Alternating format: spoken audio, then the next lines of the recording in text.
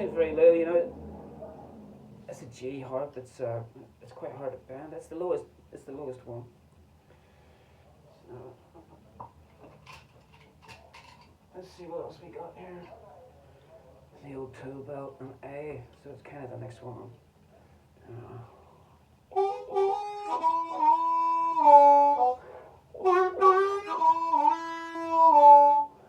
Where's it go from there?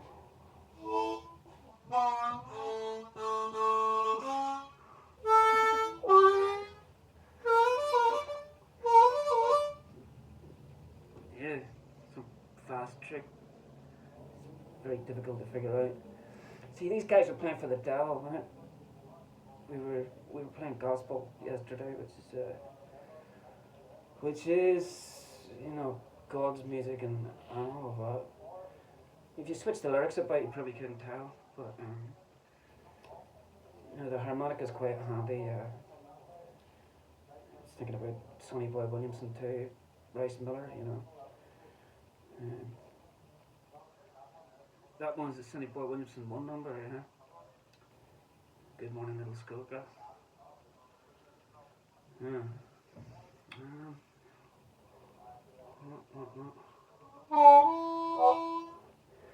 So Sonny Boy Williamson too would play acoustic on the same mic he was using for the vocal.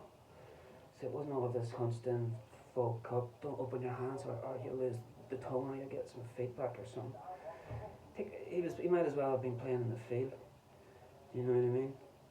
I think that's where some of these guys like Lead Belly got that shout. Because they were in the field, man. Do you know? There weren't any acoustics. You had to sing it as loud as what you possibly could. That's how you learn, you know what I mean? So it's like... but then occasionally you might see some black and white footage of Muddy Waters coming on and right after Race Millar, and he'll do a really jazzy rendition of Mojo working, you know, which is good to see, you know. I like a bit of both. I like the loud stuff and I like the sophisticated, the other thing too. Well, Race Millar was great because he had his own personality and everything. Whether that was the stage persona or not, but it lent right into what he wrote about in his songs. How he played, you know, clicking his tongue and his eye, and you know. I don't think he was faking it, you know. I don't think you can go to a class really to learn to be like that, you know. I come up with a tune, so let's a good while back. I can remember the chorus. So.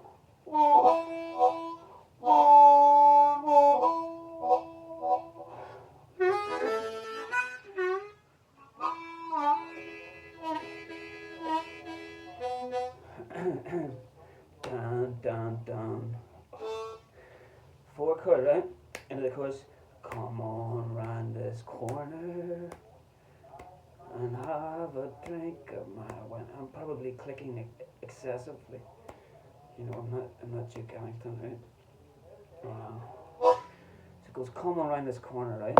And have a drink of my wine. You spend half your life living and the other half dying.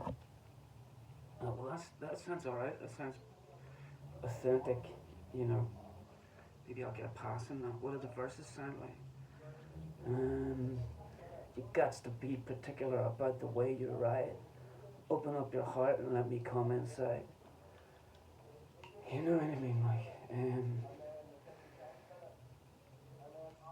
little things like that, you know. There might be a bit about fist fighting, some innuendo, genuine strands of poetry, all relating to where those guys are from, the culture at the time, and you know, Maxwell Street, is that where they went? You know, throwing dice and what have you. Great artist.